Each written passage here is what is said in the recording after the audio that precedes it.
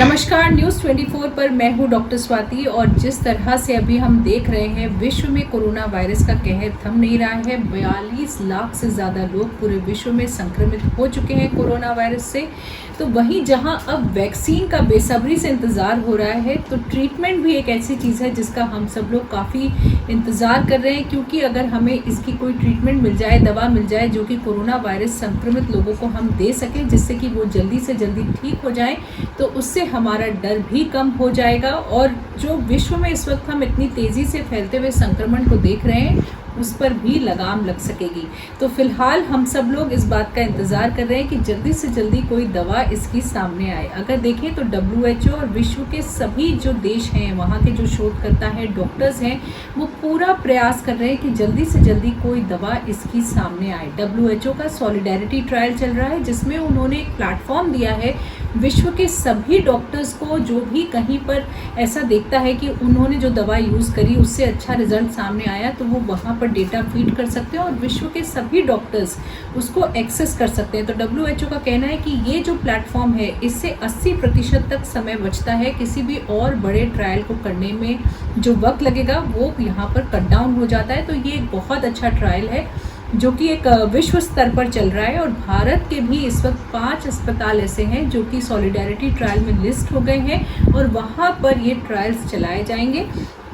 खास तौर से अहमदाबाद के 2 हॉस्पिटल हैं, जोधपुर का एक है, चेन्नई और भोपाल के एक हॉस्पिटल्स हैं जो कि सॉलिडेरिटी ट्रायल में लिस्ट हो गए। और ख़ास तौर से उन दवाइयों पर ट्रायल चलाया जाएगा यहाँ पर जिनसे सबसे ज़्यादा इस वक्त उम्मीद करी जा रही है। जब भी कोई नई महामारी विश्व पर आती है, इस तरह का कोई नया वायरस सामने आता है, तब जो पुरानी दवाइयाँ होती हैं, क्योंकि नई दवा निकालने में समय लगेगा, तो ऐसे में जो पुरानी दवाइयाँ हैं जिनको हम पहले भी कई और बीमारियों के लिए इस्तेमाल कर चुके हैं, ख़ास तौर से जैसे अभी कोरोना वायरस के केस में हम देखें तो जो दवाइयों को पहले सार्स में, मर्स में, क्योंकि ये भी कोरोना वायरस होते हैं, या जिनको हमने इबोला में इस्तेमाल किया, मलेरिया में, HIV में, इन जो दवाइयों को दोबारा से रीपर्पस करके देखा जा रहा है। यानी कि इन्हीं दवाइयों को कोरोना वायरस से संक्रमित व्यक्ति में यूज़ करके देखा जा रहा है कि क्या वहाँ भी ये दवाइयाँ इस स्थिति में भी कारगर हो सकती हैं। और बहुत कुछ जो दवाइयाँ हैं उनसे अच्छे रिजल्ट्स भी सामने आए हैं। कई सारी ऐसी दवाइयाँ हैं जिनके ऊपर विश्व में इस वक्त शोध चल रहा है, लेकिन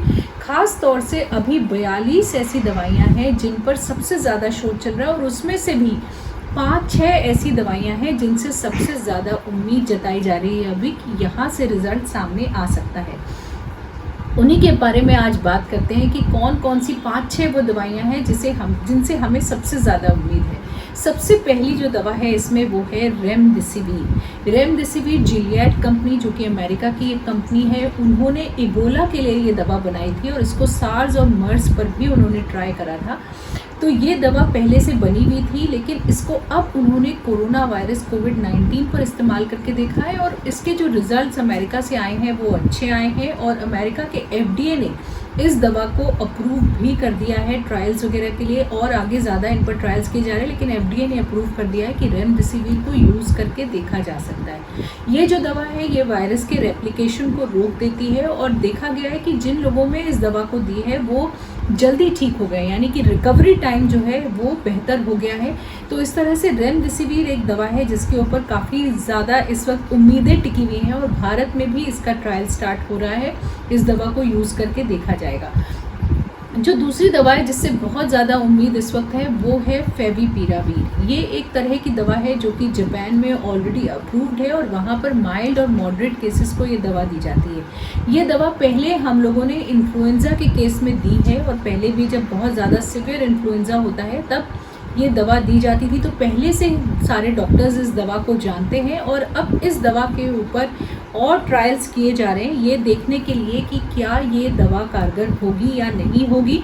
अच्छी बात यह है कि ख़ास तौर से ये दवा माइल्ड और मॉडरेट केसेस के लिए यूज़ की जा रही है, जहाँ अभी तक ज़्यादातर जो दवाइयाँ हैं वो सिवियर केसेस में, यानी कि जो लोग वेंटिलेटर पर हैं, ICU में भर्ती हैं, उन पर यूज़ करके देखी जा रही है। लेकिन फेविपिरावीर एक ऐसी दवा है जो कि जिनको कम लक्षण है, ज़्यादा बीमार नहीं है, उनमें भी यूज़ करके देखी जा रही है। और चाइना में इसके ऊपर एक स्टडी भी हुई थी जहाँ से अच्छे निष्कर्ष सामने आए हैं। और अब जो हमारे भारत में भी इसका ट्रायल स्टार्ट हो रहा है वो ग्लेनमार्क के द्वारा स्टार्ट हो रहा है, और उसको जो भारत का drug controller general of India होता है DCGI, उन्होंने अप्रूवल भी दे दिया है ट्रायल के लिए। तो भारत में भी फेविपिरावीर के ऊपर ट्रायल स्टार्ट हो रहा है, तो ये एक अच्छी खबर है। तीसरी दवा जिसके ऊपर सबसे ज़्यादा इस वक्त उम्मीदें टिकी हुई हैं वो है टॉसिलिजुमैब। ये एक तरह की एंटीबॉडी होती है, इंटरल्यूकिन 6 इनहिबिटर होता है, और इन एंटीबॉडीज़ को ट्रीटमेंट के लिए यूज़ करके देखा जा रहा है। पहले भी हम इसको और बीमारियों में, ऑटोइम्यून डिसऑर्डर्स में यूज़ करके देख चुके हैं, और ख़ास तौर से अब इसके ऊपर ट्रायल चल रहा है और देखा जा रहा है। जहाँ जहाँ भी अभी इसको यूज़ करके देखा है वहाँ देखा है उन्होंने कि लोगों में इसका फ़ायदा हुआ है, और ख़ास तौर से जो लोग ज़्यादा बीमार थे उसमें इस दवा को ट्रायल करके देखा गया है। और वैसे आप जानते ही हैं कि इजराइल, नीदरलैंड्स और इटली, ये तीनों कंट्रीज़ ऐसी हैं जिन्होंने दावा करा है कि उन्होंने एंटीबॉडीज़ कोविड-19 की ढूंढ ली हैं, और अब वो लोग इसके ऊपर और ज़्यादा शोध कर रहे हैं ताकि जल्दी से जल्दी ये ट्रीटमेंट्स सामने आ सके।